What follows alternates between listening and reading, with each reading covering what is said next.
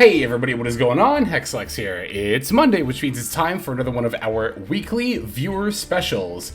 I got a couple of decks here for this week that I'm really looking forward to seeing. So before we dive into it, as always ever, I'm going to start by explaining exactly what we're doing here. So you all see duels from, replays from me all the time, right? So I figure that it's good to, every now and then, like I said, once a week, see replays from you all, the viewers. I'd like to give you all, a little time in the spotlight, I guess, as well. And I also think it's very valuable to watch other duelists play, because I think that's one of the best ways to improve is not to just watch one person play and explain, well, and show off their deck, I guess, but to see many players do it. So this gives us an opportunity to do that right here on the channel. So the way that you can submit replays, if you're interested in doing so for the video, is you can either do so in the YouTube comments down below, but I would definitely recommend heading over to the Discord, linked in the description below, because there we not only have an entire channel dedicated to viewer special submissions, which is the place I'm most frequently checking. It's nice, it's like one convenient spot for me to look as opposed to scouring through, all these different comments, but not only that, you also get to, well, join the Discord, which is free to do, and it'll allow you to chat with hundreds of other duelists who are already there. We're always hanging out, chatting about the game and just about stuff in general, and it's a good time. So I would highly recommend joining up there on Discord. But again, if you would prefer not to, you can also leave them in the YouTube comments below. Now, as far as what information you'll need to leave, the main thing I'll need from you is your 9-digit player ID. So if you go ahead and leave that, I'll be able to view your profile and any public replays there. Note that you do have to save the replay publicly. So yeah, make sure that you are doing that, because if it's not saved publicly, then I am not able to view it. In addition to that, if you have multiple replays saved, it's very helpful if you leave the date and time of the replay that you want me to see, if you want me to see one specific game. It's also helpful to leave a little blurb about the game. It could be as simple as, like, I played this deck versus this deck. But if you want to talk a little bit about how the game went, that is, again, very helpful. I do end up watching pretty much everything that gets submitted, so even if you did not get your replay featured in the video, know that I did watch it, and of course there's always the next week as well. You can also submit multiple games. That is perfectly fine. I just ask that you don't submit the same game over and over and over again. But if you've got multiple duels you want me to see, perfect. Yeah, just go ahead and leave each of those, and I will take a look at them. Like I said, we got some games that I'm pretty eager to take a look at, so let's go ahead and go straight into those. Alright, so our first duel comes to us from Unbanned VFD. Not 100% sure I share the sentiment, but to each their own, I suppose. We're going to be seeing a replay with a deck that I've been quite curious about lately. It's going to be Scareclaw Kashtira. Scareclaw as a whole, as an archetype, actually got a really nice power boost from not only the release of some of their additional cards, but also the release of Kashtira's second wave as a whole. So this game looks like it's all gas too, so I'm totally down to see how this goes. Oh, I also want to see exactly what our extra deck looks like. Oh, you have the Royal Access code, so nice. So I think for the extra deck, as far as like URs I personally need, I just need like another, ooh, you have a UR Lightheart too. I just need like one more Lightheart and then 2 Tri-Hearts, and I think I just need like 1 field spell for the main deck. So 4 UR is definitely not too bad, and this does have its own secret pack, if I recall correctly, as well. So the set 2 pass might look a little not great on the opponent's part, but I believe we are up against the Labyrinth Kashtira, so could very easily have some relevant cards. We did also get Maxine, which is a little bit slightly brutal, maybe slightly brutal. Opponent has a compulsory and a Lady Lab. That's definitely going to be pretty brutal. Our Fender is getting bounced back, and the Lady Lab, of course, coming down and specialing herself to the field. We're going to pass and pitch the Scareclaw Acro, not giving our opponent any more draws off the sea, which I do agree with, because it seemed that their first hand wasn't that great. Like, it was just set to pass, and yeah, it does not seem like they have too much more going on. Not even any more back row, which is interesting. Okay. They do have another Maxi, though, which definitely tracks with how the opponent's been playing their hand so far. Looks like we're tossing out Unicorn, adding ourselves the Kashtira Birth, which, yeah, I was going to say, I imagine we activate, even if we might not necessarily activate the effect. Oh, I think we're just going for it this time. Normal summoning the Scareclaw Astra, linking that off for the Lightheart effect, is going to go ahead and activate, but the opponent has an Ash Blossom. I don't know that Lightheart is necessarily the Ash target against Scareclaw. I think it might be the field spell, but I don't know the matchup well enough to discern for certain. But yeah, I mean, Scareclaw Kashtira is like very much one of those decks that, in my opinion, right now, like it's probably rogue, but it definitely borders. I don't know. You could easily justify this deck being tier 3 as well. I think it just super depends on who you're asking, honestly. And I don't know. I'm not the person like with really that much experience at all. One of the reasons I wanted to watch this game. So, all right, they do have the Ice Dragon's Prison that is going to take care of both the Tri and Lightheart, and they get to set. What was that? The what trap card did they set? Oh, Dogmatica Punishment, of course. Okay, we're going for another Lightheart, and this is not once per turn. Lightheart is not once per turn. That's another reason why you should probably Ash Blossom the field spell and not the Lightheart, because the field spell is once per turn. It can only be activated once per turn. So we also now have 3 defense mode monsters that can pop. Well, it'd have to be the back row, yeah, because the Lee Lab cannot be destroyed by battle or card effects. And are we just going for the Lightheart? Are you Tri-Heart yet again? Looks like we are. There it is, Scareclaw Tri-Heart once again. The Balone allows it to have piercing. The Astra will grant extra attacks, and the Acro grants attack points. Okay, so do you just swing it directly? Yeah, because it's not even direct attacks like against monsters. Oh, it's too late. Oh no, it's not too late. I actually thought because the attack was already declared that it was too late to imperm, but it actually wasn't. Today I learned. Wow, okay.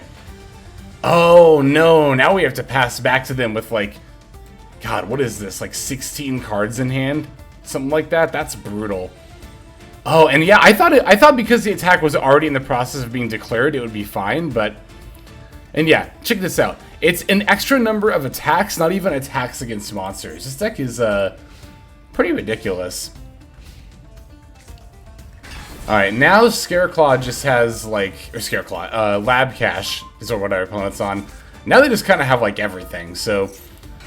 They start with the Ogre, which is interesting. Ogre's gonna get the preparation, then special the Right Heart banishing. I believe that was a Fenrir I saw there.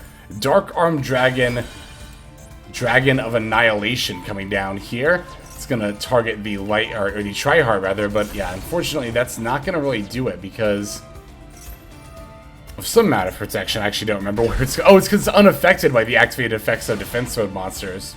That's right.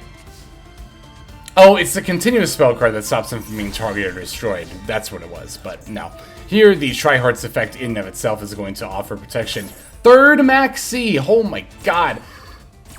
Literally had a Maxi for each one of our turns. That's frankly absurd, but... It's also kind of absurd that we actually managed to live through that. Like, I can't believe they went Dark Arm Dragon of Annihilation, and then after that didn't work, they just went set for it past. That's a little... I don't know, you know, there's a lot of, like, you know, archetypes that you can mash together, and they actually work just fine, if not are improved by mixing. I think this might be evidence that Lab Cache might not be one of them, because how do you have that many cards in hand and not do more than make Dark Arm Dragon of Annihilation, right? Like, it just seems, I don't know. Sometimes I think the two archetypes that are blended together can be at too much conflict in order to like fully synergize, and I think we're seeing that with our opponent's deck here. But alright, Big Welcome Labs flipping up. They did imperm our Tri-Heart, but thankfully that doesn't actually stop the stuff that's pointing to it. Lovely Lab coming down. We're adding the Scareclaw Kashtira. Lovely Lab. Oh, the Tri-Heart's negated, so they can actually, yeah, be affected, but we're just going to end up banishing their stuff, and they just concede at that point. That's wild. That's wild that they had so much advantage through all those. They maxied this literally every single one of our turns, and it wasn't enough. It just was not enough. Yeah, like I said, Scareclaw Kashtira, though, is a deck that I think a fair number of people are sleeping on. It's a good deck, and again, I would say it's so good that it might not even just be rogue, it might actually be like a lower tier 3 deck, but I'd have to really like kind of assess the meta and think about the deck, and ideally have a little bit more practice with and or against Scareclaw Kashtira. I'm not going to promise that I'll build the deck, but it is on my radar, so to speak. So, Unbanned VFD, thank you very much for that replay. Let's go ahead and take a look at our next game here. Okay, our next game comes to us from someone. No, that is actually their name, someone here.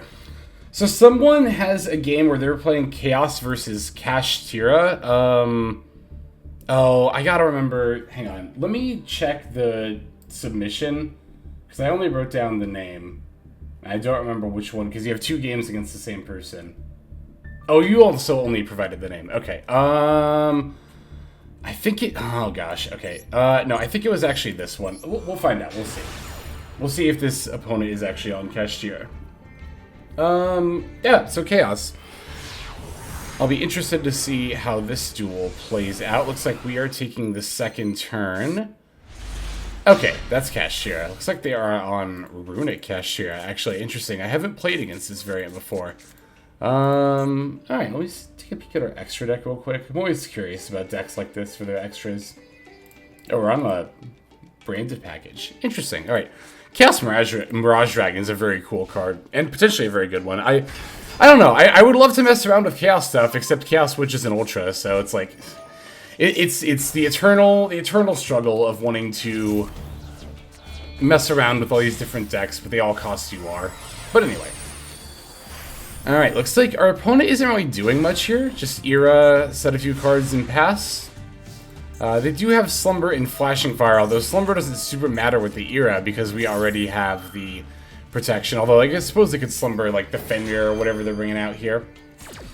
We're going to max C. Looks like they have a Preparations. They're going to bring back Unicorn. And they have the Fenrir as well. We do get to draw a Magnum Hut off of that. That's probably pretty good, right? Interesting that our opponent is firing off Slumber on the Fenrir now. That seems a bit early to me. But maybe they really wanted to banish that or something? I don't know. But we're sending Sarnir for... adding the Lubellion, rather. Now, Unicorn is going to take our Rise Heart. Interesting that we would see an extra deck full of Chaos cards and take a Rise Heart. I think I'd be more inclined to take Chaos Ruler here, honestly. Maybe even, like, the Shenyang or something. I don't know. So, it was an interesting nab. What was it again? They took a Rise Heart?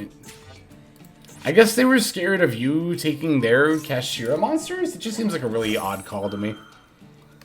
They are going to try to block one of our zones, but are we putting Magnum Hut in that zone? That's good. That's good. I like that a lot. Oh, that's weird. That's weird how it overlaps. Like, normally if it has the little circle, the crossed out symbol over a monster, that means the effect is negated. Like, they actually use the same, like, visual indicator. But I guess that also applies if you summon a monster to a zone that is about to be blocked. That's not confusing at all. I mean, to be fair, how often does that really come up, right? We do get to send the Druid Swarm, thankfully, or Druid Swarm does send, so we get to send the Era, thankfully. That will free up our zones here. Now we get to special the Ecclesia for the Golden Sword Soul, which is a tuner. Actually, I have no idea what this card does. Is it... Oh, we're just going for Chaos Angel with the Chaos Mirage Dragon, I see, okay. Alright, so we're getting rid of their Fenrir, we're getting rid of their Prep. All they have left now is Unicorn and the Prep in hand. And we still get to make the... Do we get to make Baron here? No, we make another Chaos Angel. Is this the once per turn? It's not, wow. Yeah, no once per turn clause at all. Oh, this is just lethal. Oh my god, that's dirty. That's good, that's good. Hell yeah, that was a pretty good showcase there.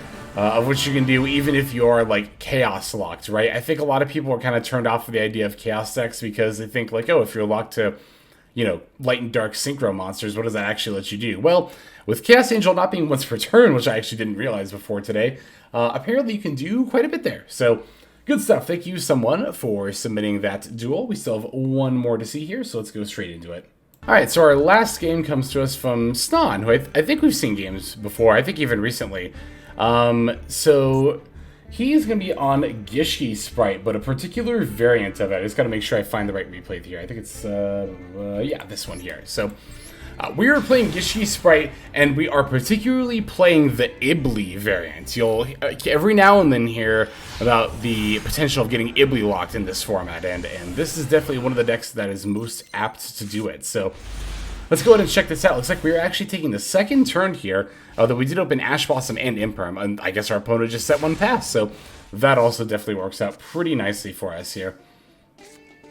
Starting with the Grimness, even though we are on turn 2, we are still beginning with the Grimness. The thing that's noteworthy about that is, of course, that if you activate Grimness's effect, you can only attack with Ritual monsters that turn, but To be fair, it might not actually matter if we're ritual attack locked here, because our opponent clearly was just does not have anything. Like, they set one past, and we didn't even have to use our disruption to like get them on that dead of a hand. So maybe even just doing the turn one setup is fine here. Ah, yes, and then we have the Bujinki Ashima, that will allow us to go for a rank 4 here. I actually really like this card in Gishki Sprite, and I need to carve out some more time to play and just practice that deck. So many decks, so little time, oh my gosh. But anyway, Gigantic Sprite coming down here. We're going to be activating the Gigantic effect in order to grab the Ibli from our deck, and you have a Royal Ibli as well. That's awesome. Ibli is one of my few pretty decent Royals. Actually, I have the Royal Bujinki as well that I'll link to there. Gonna throw that Ibli onto our opponent's field. Activating the Mannequin Cat effect to get the Sprite Blue. Oh, that's pretty cool, yeah. Using the Mannequin Cat to keep our Sprite engine going. Because, like, that was actually really nice, that pivot there. Because, normally we would like to use our Gigantic to start our Sprite line by getting the blue out of the deck. But here we're still able to do it via Mannequin Cat and putting Ibli on the board. Oh, no. They are immediately just going to tribute over the Ibli with a Druid Swarm there. Using a Saronir as well, but we do have the red to negate the Saronir. So don't have to worry about that coming down. Entering battle phase, we did not use the IP effect, but it's actually not that big of a deal. Well, to be fair, if we had IP'd, right, like, and tried to remove the Druid Swarm by some means, then, yeah. Would have lost our monster there. Imperm on the whole column is fairly convenient there. Although the Druid Swarm, I believe, does still trigger? I'm trying to remember, actually.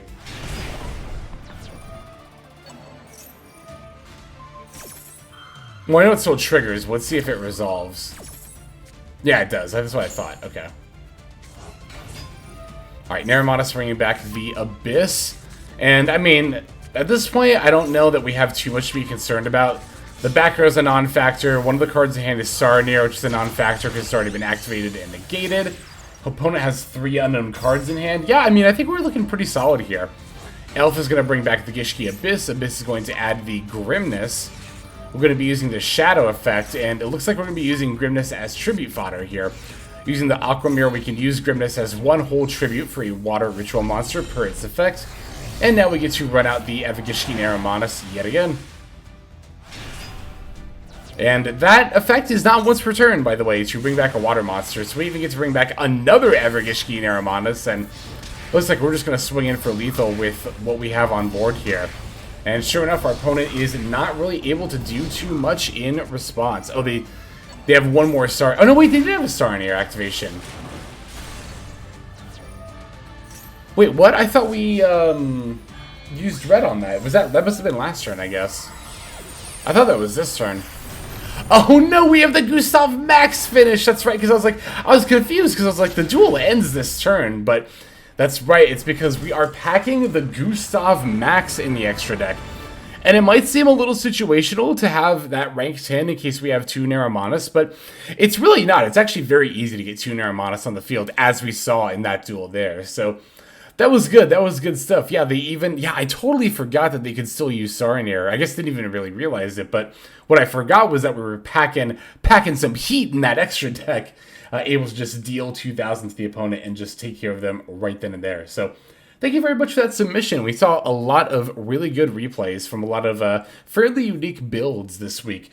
Again, if you are interested in submitting, you can do so either in the YouTube comment section, but I highly recommend joining the Discord, link in the description, and submitting a replay that way. That is going to go ahead and do it for this week's viewer special. Want to thank everybody who submitted, regardless if you were featured or not. And again, if you didn't get featured, there is always the next week. Let's go ahead and move now to our outro.